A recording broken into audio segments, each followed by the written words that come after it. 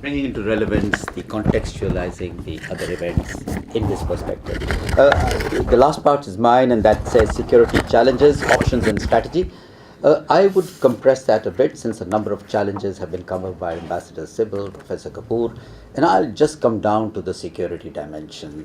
But I would start that with bringing into perspective the US National Security Strategy in December 17, which actually is the start point of this change. Well, the thought has begun much earlier, and 2014, Prime Minister Modi, in his inaugural address in the US, had simply said that India is ready and responsible to take on its responsibilities and in the Indian Ocean.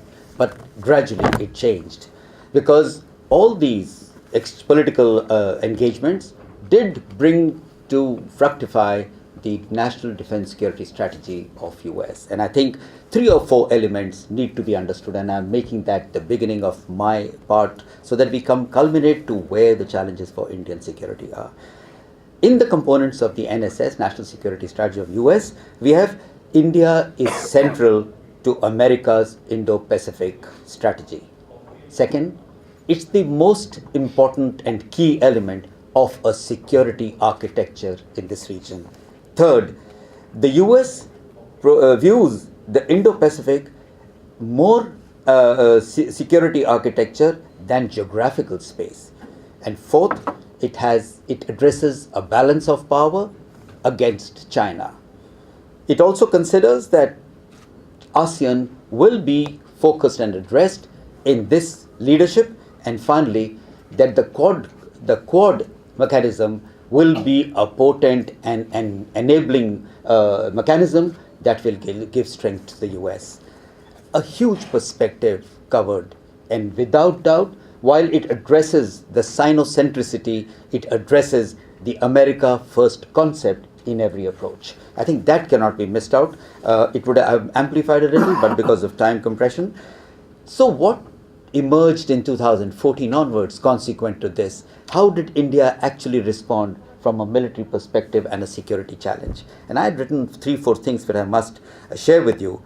While at the face of it, India's perceptions of geo-economic interests, good order of sea, and freedom of navigation was the intent, I think the core. Considering that you were now a partner into the national security of US, an extra-regional power, the challenge was, how do you integrate it? But it had to take steps. And some of the steps that come straight to my mind are that New Delhi had to, I repeat, had to think of a credible deterrence in this nature, in this sphere and region. Third, from a maritime domain that we actually possess, vis-a-vis the capability of a rise of China, which can produce almost a ship every alternate day today, I think the comparison is vast. Third, while the construct provides India as a valuable opportunity and partner, it involves India's shoulders to manage a responsibility coming virtually overnight by an extra-regional power to shoulder more than it probably can today. I think, and that is why there was jet setting. A number of delegations have come into India and from India to US. And in one of the congressional delegations that I had met in a closed-door discussion, from a security perspective, I only put across 2 points which are very relevant to my perspective here. First, while you construct a political domain of an India-Pacific nature that covers 2/3 of the world really, of the global domain, how does just India-Pacific Command or Indo-Pacific Command actually bring into effect the ability to question the Chinese influence and coordinate with the Americans to bring a balance of power? Simultaneously, we also had extended the maritime domain of the Indian Navy, and we've taken it ourselves as far as the African coast. When we do this, the essential disparities that come into these 2 domains are 4-5, and I think that's where we need to focus upon. There is convergence in thought and process, but the convergence in capability building and ability to actually prosecute this strategy is vastly differential.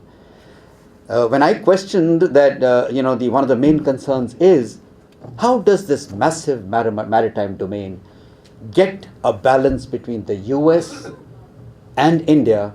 Maybe later France and others have moved in later, and with Japan. How do we set out a network? Third, the Pacific Command, which only looked at its Western Pacific, was extended to the west coast of India, but that was not enough, because India's domain must cover those powers that are integral to China and intervention into the Indian Ocean, and that's Pakistan. And I think if this major central power that was key to US projection at one time and today is on the other side of the block with China, I think this was being left out. So I think this is the fourth disparity that rises in our capability. We also have China's interventions through Bangladesh, through Myanmar, and as Ambassador Sybil said, in a very big way through Gwadar, and I believe there's another naval base in the offing 80 miles somewhere close to Gwadar itself. If this is the kind of intervention by China into the Indian Ocean, we really have to look at our capability to coordinate with the West Pacific, the Indian Ocean, and this critical region in which the potential for conflict directly impact India will be much higher. 2-3 more points then come up is, what is the force levels that India has today in its navy in the Indian Ocean? We have had very good series of exercises, we have had cooperation, and we are in the process of virtually assuming a responsibility of regional security provider or a net security provider. Militarily, I think the whole onus comes on the maritime domain. Very little comes on the land borders or on the land territories. Being a military man myself, we've analyzed that if you were to put the impact of this out into effect, it would be a maritime cooperation that would be more dominant than a land-based cooperation. So I would just summarize to say, is Quad an automatic capability building for India? The kind of alliances that India has with each one of them, and yet if you go into the depth, there is lack and voids in the integration of all four as a regional force, really. Finally, it will be important to also understand, is India going to prosecute this capability always as a subset of the American Indo-Pacific strategy? Or will it be capable of taking on or assuming a strategy that actually focuses on India's interests? And I think that's where the huge domain lies. If this was to be put into effect, I think while the world does concede to India the power that it has and the essence of its thought process in stabilizing the region, in keeping the region open, and in extending its willingness to participate and show the freedom of seas right through South China Sea and integrate with Australia and other countries, I think it is actually inflicting upon itself a responsibility that today it may not be able to undertake. Very senior ambassador sitting here, and my suspicion is always that while policies can come up as new concepts over the couple of years, I won't say overnight, but just like the Indo-Pacific did shift suddenly from the Asia-Pacific because it needed a change, the ability to put effect and flesh to this strategy is not really easy, particularly on a junior partner. India has its own challenges, and let me also remind the audience that while all other countries are engaged, India is the only one that has a land dispute directly with China. While India would say in a strategic perspective that when you can't address your strategic land threats, it will be right to extend your domain like any other, when we go into a strategic war, you extend your domains into other regions. Well, that's what India has done. But does it truly empower India by keeping it with its capability in focus? Does it give us the ability to handle a land threat and a threat in this region is what is towards the penultimate question. And I think with these security challenges, where do we then go from here? And since I have a word, so I'm not inflecting any strategy that's as black and white as it looks, because I clearly see the deficit, a strategic deficit there. India is unable to project itself in the seas as yet. India's just managing to hold out China on its land threats. And India's coping with a serious issue with Pakistan. With the kind of budgeting and defense budgeting we have, are we capable of putting our whole power and will effectively into this thought process? A very important question that was then asked by the US Congress, and my response was something that's not easily doable less than 5 to 10 years from now. And that was, if you would just extend the responsibility of the Pacific Command, the PACOM, into an Indo-Pacific Command, have you then given two things: additional resources of the Navy to manage this, additional budgeting to organize a kind of infrastructure that can manage this region? And if you haven't done both, India would fall short of expectations, because the reality is that we have limitations yet. And therefore, I think it's a huge security challenge. While it's good to be on their side, and I think finally, Prime Minister Modi's declarations at the Shangri-La conference were probably in this perspective, and he stepped back from what he said in 2015, that India is ready to undertake its responsibilities in the ocean region, to a rebalancing strategy where it said that we are part of this strategy, but to an extent, and we could also look at integrating China into it, which is what is the ambivalence, the ambiguity that both the previous speakers have highlighted. That if you have this ambiguity at a strategic leadership level, moving forward, the security challenge becomes even more difficult. My last line of summary is a very important point raised by Ambassador Sybil, and that was about the Russian factor. And I actually consider that Russia is a huge factor in any dynamics against China. I'm doing India-Russia relations from two perspectives in great depth, and I realize every time that Russia cannot be let go from the dynamics of Indian foreign policy. And if Indian foreign policy can be integrated, or at least keep Russia on board, how we do that is a challenge to our leadership and diplomacy. But the fact is that we as the militaries, or in security perspectives, would not like to let them go off. Gone are those days and old statements of depending on them on our legacy equipment. But I think if you look at future equipment and defense, and if you look at S-400, or if you're looking at the FICV, or the future tanks that we are talking about, engagement, or the future aircraft that we are thinking about, Russia is somebody who we must have on our side. Russia's South Asia strategy is well established.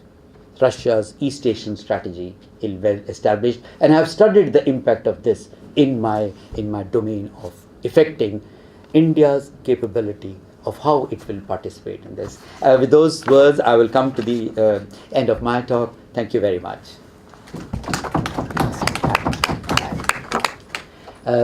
Before we come to the Q&A, I'm sorry we were a bit late. We have with us a very eminent person, Mr. Prem Shankar Jha, who needs no introduction really, and who would like to give this discussion an economic or even important more perspective. Sir, we have only 5 minutes. May I request? General, thank you.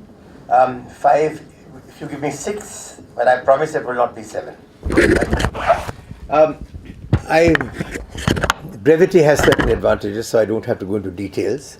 I'm just going to give you broad ideas of what I've heard here and what I agree with and what bothers me from what I've heard.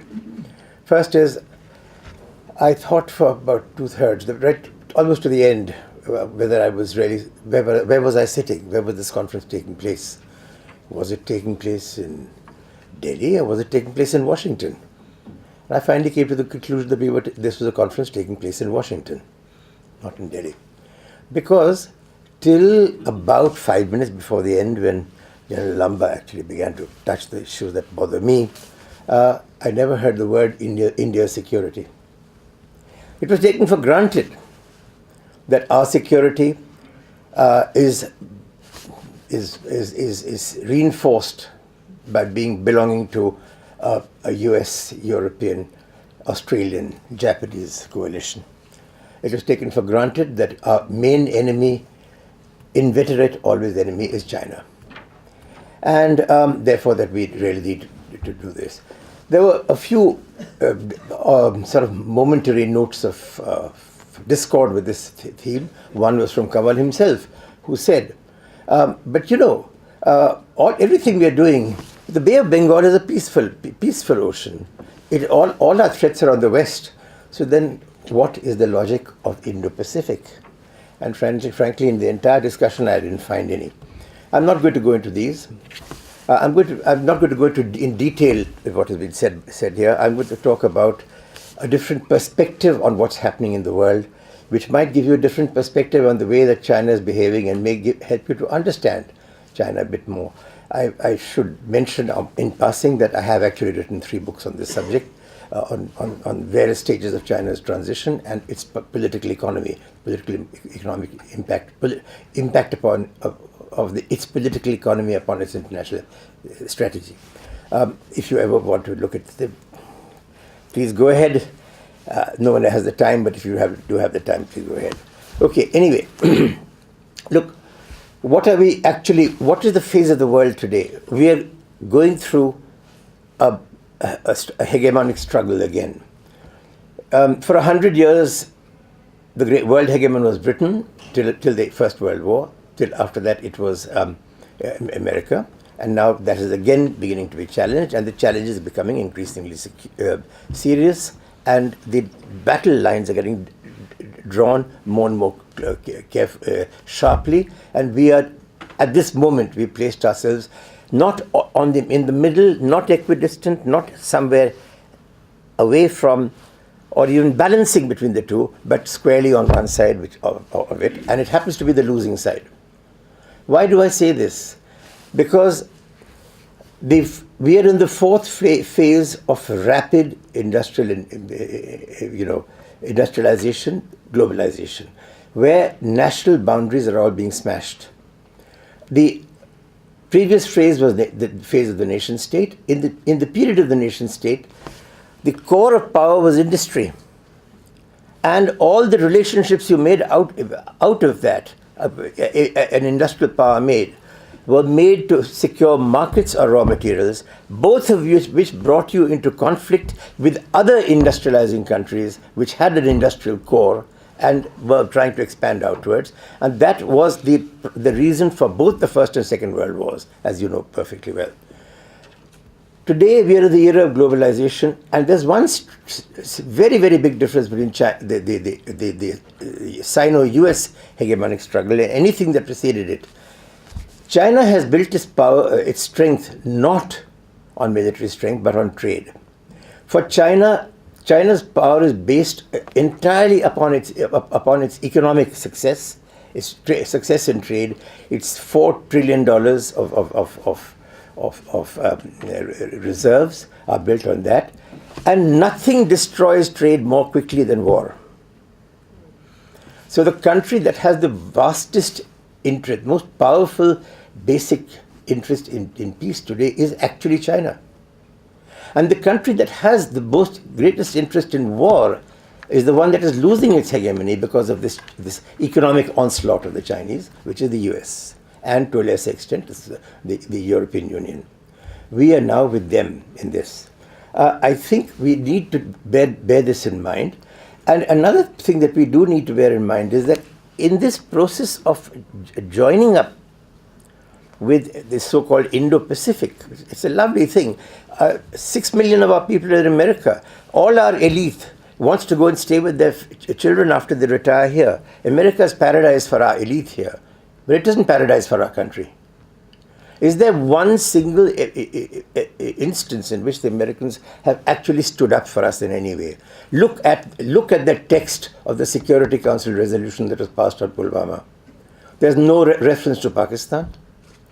There's not even an acceptance that the Jaish-e-Mohammed did this. It says Jaish-e-Mohammed claims to do this. There is a condemnation of the act of terrorism in Pulwama, but not of the Jaish-e-Mohammed by itself. Just said Jaish claims this. Therefore, by implication, if this is true, then we condemn them. If this is true. There is no, you look anywhere else, you will find the same situation. In our trade with Iran, have we got any kind of, we've got a minute sort of 6-month window that they've given us to fall in line with precisely what Professor Kapoor was talking about. Otherwise, God alone knows what will happen to us. This is our major defense partner and ally talking with us. On the other hand, we have cut ourselves away gradually from Russia. And I completely agree with General Lamba. We do need the Russians on our side. And what is much more important, we most emphatically do not need the Russians on the Chinese side. Finally, I want to give me 2 minutes more, if you have, General Lamba. I want to talk about the Chinese economic compulsions that we have. China can become aggressive. And the reason is that internally they face a huge problem of excess capacity in their mother industries, which they put up in the last 5 years. Huge expansion, 300,000 megawatts of power, which not 1 watt is being used, was necessary or is being used today. 1.6, they added 600 million tons of steel capacity, which they are now cutting back, 2/3 of that, under international pressure. So, but the question is, how do they keep their workers employed? Because the one thing the Chinese cannot afford to do is to make them unemployed. This is their problem, and this is the actual origin of the BRI. There are 2 origins of the BRI. Yeah, just 2 minutes. I think there is an important point, General, which you now don't hear. Therefore, please give me the extra 2 months. Right. You will not hear it again for the next 5 seminars, I guarantee you. So please just let me say this. Look, the Chinese today are feeling very threatened, because around them there are 400 military installations of the US. The South China Sea, they don't want no traffic there. They don't want to control it. They don't want to block off the Chinese Sea, whatever the Americans maybe say. All their trade comes through there. They need that trade because that is where all their oil and all their raw materials come from, as well as their semi-finished parts now increasingly from ASEAN.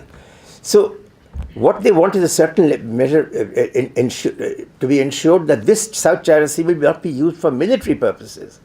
And the 12-mile limit makes no sense now when a single American submarine has 155 Tomahawk missiles on it with a range of 690 miles.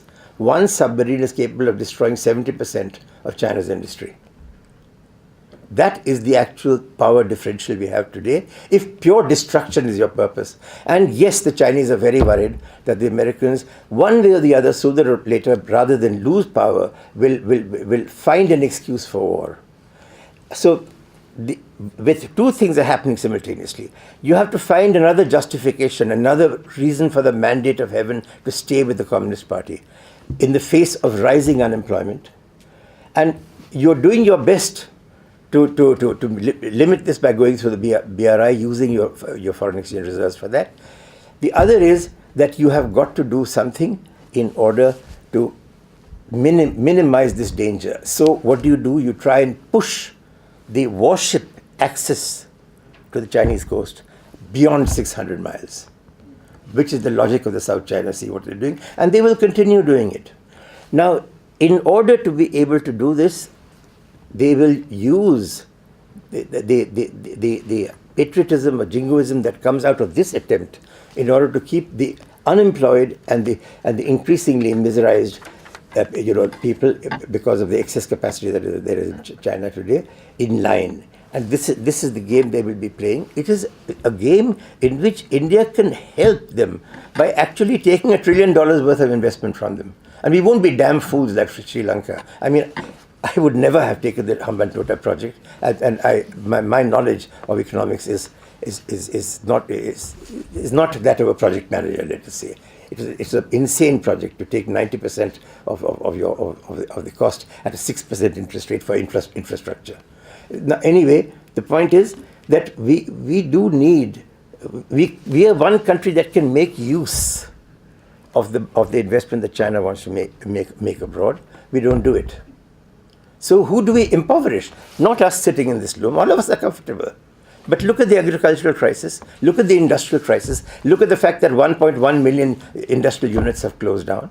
Look at the fact that 11 million people have lost their jobs in industry in the last 6 years. Then you see who are the people who we are not talking for. I'll stop here. Thank you. Thank you. Thank you very much, sir. Brought in a very relevant points. The House is open. You can ask questions. The Indian knowledge of what we are doing with Trump, Quad, the general, everything, is very, very clear. Is it clear what happened between Prime Minister Modi and Xi Jinping at Wuhan? Could anyone just enlighten us? Because it was not publicized at all. But we seem to see that there were some agreements of calming down between China and India on the oceans and on the border. Wuhan. On Gwadar River. Thank you. Let me take the opportunity to congratulate all the panelists, esteemed panelists. My question is, what is the motive that we are aiming at with Indo-Pacific or Quad?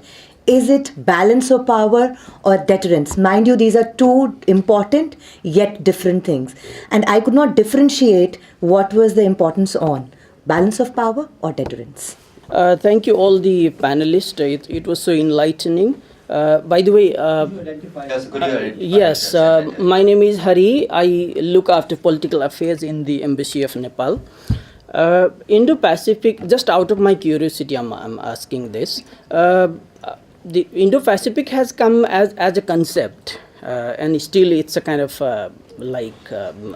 it's a kind of hedge. And General Lamba said there is lots of confusion still. Yet, how do you see the future of Indo-Pacific? Where will it be heading? Will there be some kind of institutionalization, let's say, or some kind of solid, visible alliance sort of thing? What will be the future? Related to this, what it means, what Indo-Pacific means, or let's say the future of Indo-Pacific means, whatever the direction, for the smaller countries in the region, the countries which have significant amount of relation with, let's say, all major and regional powers in the world. Thank you. Thank you. We'll take on these 4 questions. First one is about Wuhan and its agenda. And first we could take, and the motive of Indo-Pacific, is it Quad's balance of power? May I request Ambassador Sybil if you could like to. I don't think we've made any disclosure at the official level about what transpired at Wuhan. All I can say, based on my conversation with people who organized this at the bureaucratic level, is that at Wuhan, strictly bilateral issues were not discussed. Which is why this NSG business and 1267 UN Committee for Designating International Terrorists, on all these issues there has been no change in Chinese position. On the contrary, they have reiterated these positions more than once. And if you see that after Wuhan, they started a new bus service through POK to Xinjiang. So if the whole idea was that neither side should do anything on the ground or take steps which create more concern, then obviously the Chinese did not particularly bother about this. And then they have protested very strongly when our Prime Minister went to Arunachal Pradesh. So, having said that, now I will give you my view, which is not based on any feedback or information I have at the official level, is that from our side we wanted to lower tensions with China as much as possible, keeping in view the elections. That any incident on the border or tensions on the border would not be helpful. And not that Mr. Modi said to Xi Jinping, don't do anything on the border while having an election, but the whole purpose was at the highest level to engage Xi Jinping and create an atmosphere in which the likelihood of a Chinese physical challenge on the border or another incident of that nature would be avoided. And the second would be, as part of our strategic autonomy, that while China has got the message that we've signed these foundational agreements with the United States, we are a major defense partner, we're buying a lot of equipment from China. A lot of it is meant to boost our defenses in the north. That message China is getting. At the same time, do the other thing of reaching out to China. That it's not that we want a conflict or we want to move towards that, and keep them engaged. So this is a subtle kind of balancing that the Chinese continue to do. They keep on bolstering their relationship with Pakistan in every way, and yet they reach out to us and speak a certain kind of language to us, which shows that their policy towards us are benign. So if they can play this game, we can play this game too. With regard to Gwadar as a naval base, I think it was rightly said that there is one more area. Jelani. Yeah, that is more likely to be to become a naval base. On the other hand, the fact is whether it is Gwadar or the other place. Jelani, it doesn't really matter. That's a matter of detail. One is that you have some kind of a naval, you have a facility where your submarines can dock and some fuel and food and everything else can be taken on board, but there is no servicing facility. There is no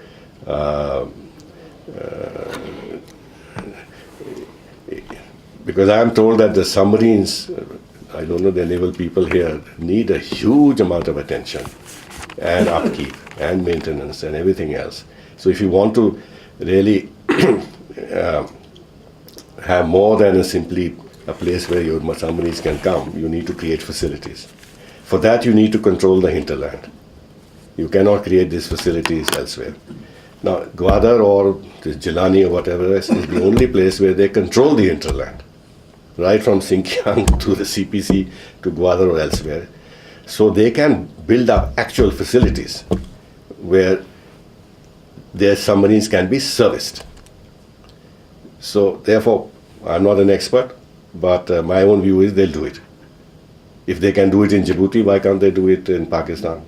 What's the difficulty? They can't do it in Myanmar, they can't do it in Sri Lanka, but in Pakistan they can do it.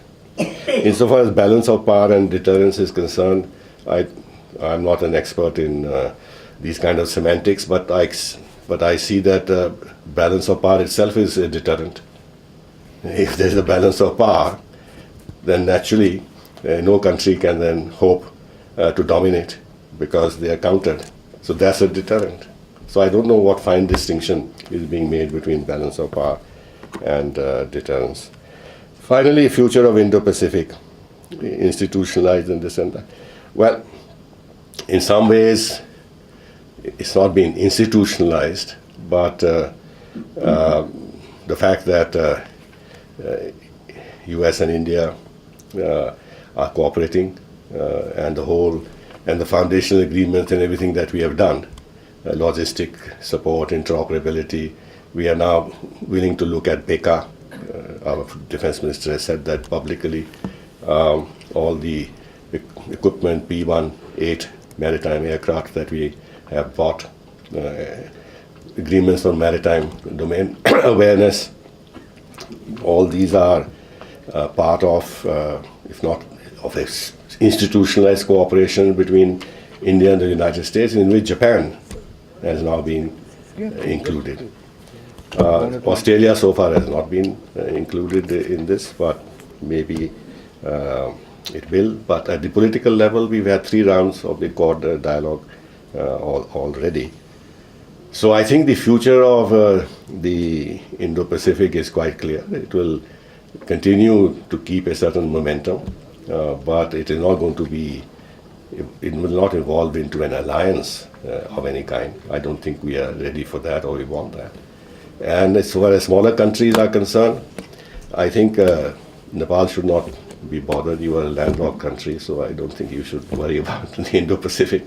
But Sri Lanka and Maldives and countries like Myanmar, Bangladesh, they would have to, we will have to engage with them, they'll have to engage with us, more particularly Sri Lanka and Maldives with regard to Chinese maritime ambitions in this area.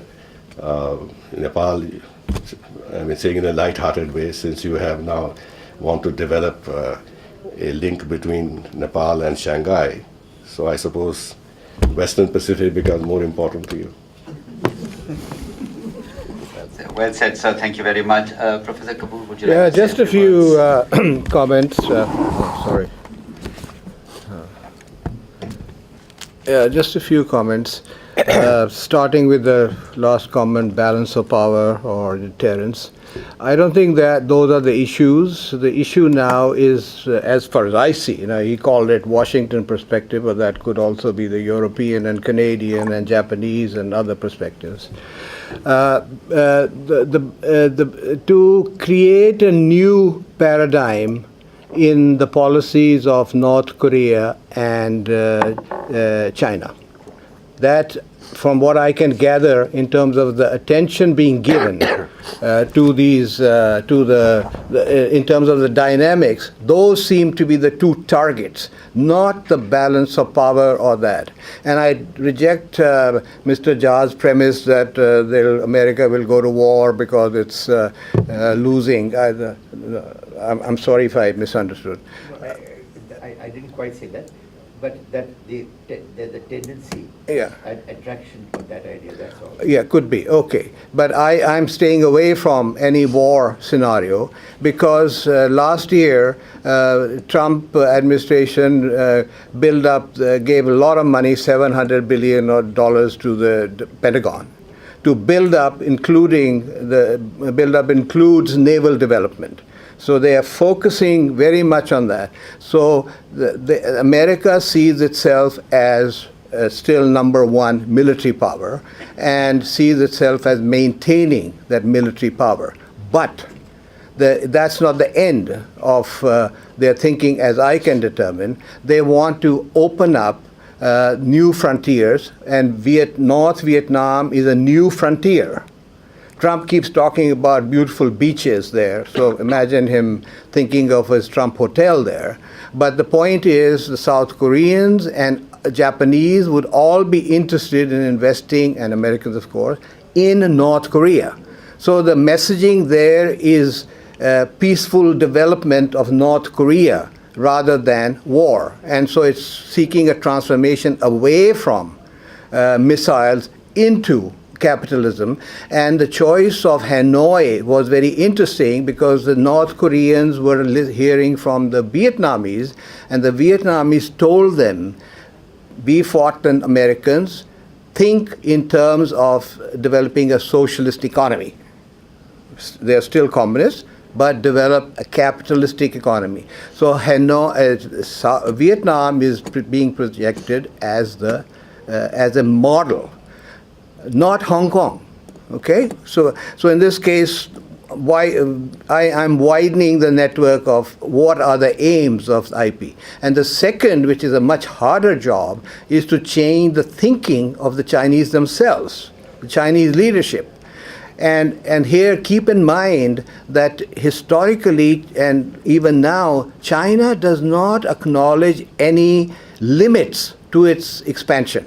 And Mr. Modi has also talked about, in the past, about in his conversations with Xi about expansionistic tendencies. So there is a thinking that China has to be encouraged to rethink its policy and encouraged to rethink the effects of its actions. It may regard itself as very benign, but actually others do not see it that way. For instance, it has not acknowledged willingness to give up its claims to the islands, Japanese islands. The only country, as I mentioned, which has moved towards it is Philippines. But Philippines territorial claims against China were arbitrated by the World Court, and they voted in favor of Philippines. But Philippines didn't want to pursue it. So these are the kinds of things which are being done. So America wants to maintain its premier position in the Pacific, and to change the thought process of the Chinese. Now, one last point. Mr. Jha said they believe in globalization, yes, and PRC power is based on, if I read him correctly, on trade. True. But also along with that came Mr. Deng Xiaoping's view that there should be military development as well. So strong economy is good to fulfill the social contract with the Chinese people, because to give them a stake in the system, but also it is to produce the finances for their military development. So it's not a trade-only policy. But having said this, I agree that, for instance, China would not have any interest in disrupting the economic corridor with Pakistan. That's in a way, their lifeline towards the Arabian Sea, right? Gwadar, to me, despite their heavy investment there in Hambuto, they would have a huge problem, and I wish some naval planner would enter the discussion here, would have a huge problem going from China through the Malacca Straits, through the Indian Ocean to reach Gwadar and the other associated place, and Hambutu. So I'm not sure what the Chinese thinking is in developing their naval position. Last comment, Bay of Bengal, the Indian government recently announced an expansion of a base there. So I disagree on that point, that Bay of Bengal is calm. It's not. Bay of Bengal, the Chinese used to be sending their submarines long time ago to survey the Indian Ocean, including the Bay of Bengal. Talk to the Navy chaps and they will tell you that why would the Indian government build a new base in the Bay of Bengal? Partly to keep an eye on Myanmar development, because the Chinese are building there. So I think it's very intricate, but the aim is to open up discussion rather than to start a war. And I reject the premise that America sees itself, or the world sees itself, as a declining power, and that they will start a war because they are a declining power. China is, in the time frame I mentioned, 2017 to 2019, the whole thinking has changed. And I would urge Mr. Jha to go and talk to the people in Davos, not Washington, D.C. Thank you, sir. Thank you. I just make two small comments, and I think we'll be coming right on time. So I think it's really behind time, about half an hour. 1 minute. Okay, sir. Okay, right. So 2 points on that, Gwadar and Jalani. I think nobody mentioned it's a submarine base, but I think seeing the way China has learned to project itself, it should not be considered an impossibility. They are capable of evolving islands that get militarized in a couple of years. And to make anything out of whether it's Jalani or it's Gwadar, the use can be optimized and maximized. And I think that is definitely open for those of you who think it can't be used. You have a point.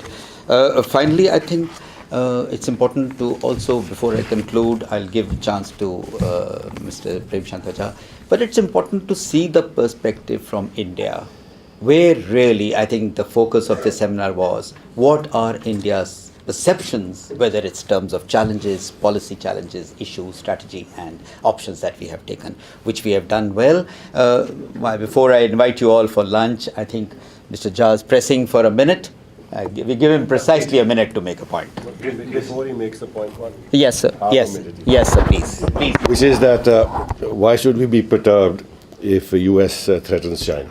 And I need 2 minutes, one for each of them, because the question is also aimed at me. Go ahead. The question is also aimed at me, therefore I would like to take 2 minutes, if you don't mind.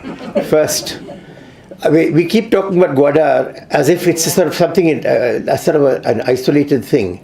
Gwadar is the end of the CPEC corridor.